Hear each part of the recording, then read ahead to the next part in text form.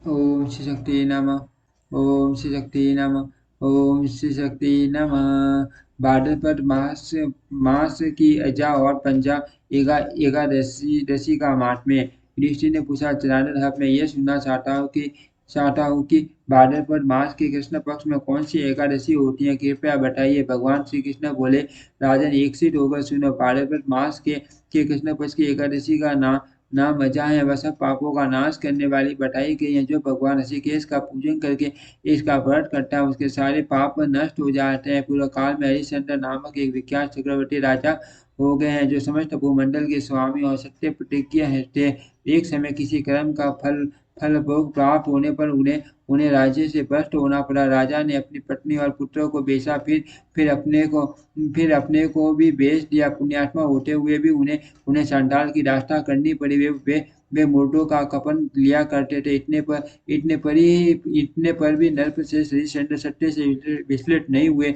इस प्रकार सांडाल की दास्तां करते उनके अनेक वर्ष व्यतीत हो गए। इससे राजा को बड़ी चिंता हुई। वे अत्यंत दुखी होकर सोचने लगे, क्या करूं, कहाँ जाऊं, कैसे मेरा उद्धार होगा। इस प्रकार चिंता करते करते वे सुख के समुद्र में डूब गए। राजा को आंसू जानकर कोई मुनि उनके पास आए। वे महर्षि गौतम थे। श्रेष्ठ ब्राह्मण को आया देख नरश्रेष्ठ उनके चरणों में प्रणाम किया और दोनों हाथ जोड़ गौतम के सामने खड़े होकर अपना अपना सारा दुख में समाचार कह सुनाया।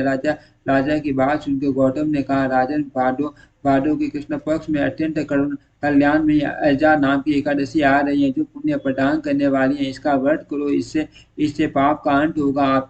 आपके भाग्य से आज के 7वें दिन एकादशी है। उस दिन उपवास करके रात में जागरण करना। ऐसा ऐसा कहकर महर्षि गौतम ध्यान हो गए। मुनि की बात सुनकर राजा हरिश्चंद्र ने उस उत्तम व्रत का अनुष्ठान किया। उस व्रत के प्रभाव से राजा सारे दुखों से पार हो गए। उन्हें पत्नी का सन्निधान दान और पुत्र का जीवन मिल गया। आकाश में डुडुम्बियां बज उठी।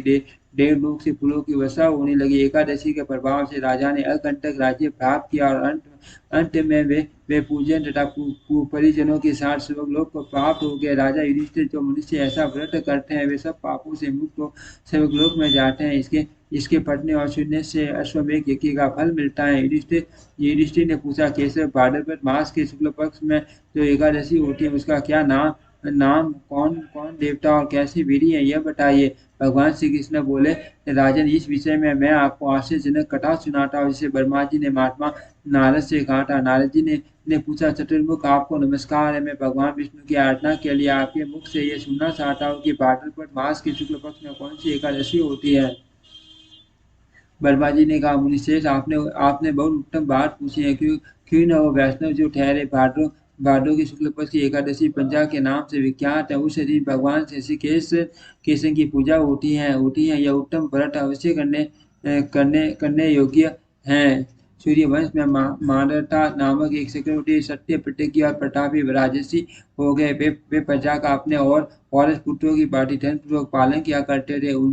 उनके राज्य में अकाल अकाल नहीं पड़ता था, मानसिक चिंताएं नहीं सताती थी और व्याधियों का प्रकोप भी नहीं होता था। उनकी प्रजा निर्भय तथा धन धान्य से समृद्ध थी। महाराज के कोष में केवल न्यायोपार्जित धन का ही संग्रह था। उनके राज्य में समस्त वर्णों और आश्रमों के लोग अपने अपने धर्म में लगे रहते थे। मान्यता के राज्य की भूमि कामधेनु के समान फल देने वाली थी। उनके राज्य करते समय प्रजा को बहुत सुख प्राप्त होता था। एक समय किसी कर्म का फल भोग प्राप्त होने पर राजा के राज्य में 3 वर्षों तक वर्षा नहीं हुई।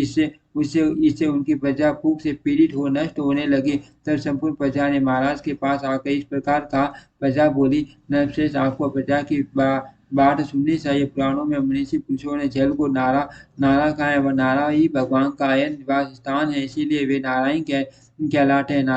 नारायण स्वरूप भगवान विष्णु सर्वथा व्यापक रूप में विराजमान है। वे मेघ रूप होकर वर्षा करते हैं। वर्षा से अन्न पैदा होता है और अन्न से प्रजा जीवन धारण करती है। नरश्रेष्ठ, इस समय अन्न के बिना प्रजा का नाश हो रहा है। अतः ऐसा कोई उपाय कीजिए जिससे हमारे योग्य सेम का निर्वाह हो। राजा ने कहा, आप लोगों का कथन सत्य है, क्योंकि अन्न को ब्रह्म कहा गया है। अन्न से ही प्राणी उत्पन्न होते हैं और अन्न से ही जगत जीवन धारण करता है। लोक में बहुधा से ऐसा सुना जाता है तथा पुराण में भी बहुत विस्तार के साथ ऐसा वर्णन है कि राजाओं के अत्याचार से प्रजा को पीड़ा होती है। किंतु मैं जब मैं बुद्धि से विचार करता हूँ तो मुझे अपना किया हुआ कोई अपराध नहीं दिखाई देता। फिर भी मैं प्रजा का हित करने के लिए पुनः प्रयत्न करूंगा। ऐसा निश्चय करके कि राजा मांधाता इन्हें गिने व्यक्तियों को साथ ले विधाता को प्रणाम करके सघन वन की ओर चल दिए। वहां जाकर मुख्य मुनियों और तपस्वियों के आश्रम आश्रम पर घूमते फिरे। एक दिन उन्हें ब्रह्मपुत्र अंगिरा ऋषि का दर्शन हुआ। उन पर दृष्टि पड़ते ही राजा हर्ष में भरकर अपने वाहन से उतर पड़े और इंद्रियों को वश में रखते हुए दोनों हाथ जोड़कर उन्होंने मुनि के चरणों में प्रणाम किया। मुनि ने भी स्वस्ति कहकर राजा का अभिनंदन किया और उनके राज्य के 60 अंगों की कुशल पूछी। राजा ने अपनी कुशल बताकर मुनि के स्वास्थ्य का समाचार पूछा।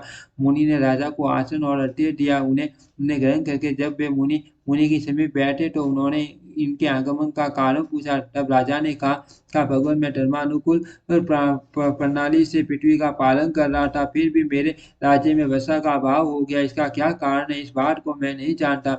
ऋषि बोले, राजन, ये सब युगों में उत्तम सतयुग है। इसमें सब लोग परमात्मा के चिंतन में लगे रहते हैं तथा इस समय धर्म अपने चारों चरणों से युक्त होता है। इस युग में केवल ब्राह्मण ही तपस्वी होते हैं, दूसरे लोग नहीं। किंतु महाराज, आपके राज्य में ये शूद्र तपस्या कर रहा है, इसी कारण मेघ पानी नहीं बरसाते। आप इसके प्रतिकारक यत्न करो, जिससे यह अनावृष्टि का दोष शांत हो जाए। राजा ने कहा, मुनिवर, एक तो ये तपस्या में लगा है, दूसरे निरपराध है, अर्थ मैं इसका अनिष्ट नहीं करूंगा। आप उक्त दोषों को शांत करने वाले किसी धर्म का उपदेश कीजिए। ऋषि बोले, राजन, यदि ऐसी बात है तो एकादशी व्रत करो। भाद्रपद मास के शुक्ल पक्ष में जो पंच नाम से विख्यात एकादशी होती है, उसके व्रत के प्रभाव से निश्चय ही उत्तम वृष्टि होगी। नरेश, आप अपनी प्रजा और परिजनों के साथ इसका व्रत करो। ऋषि का यह वचन सुनकर राजा अपने घर लौट आए।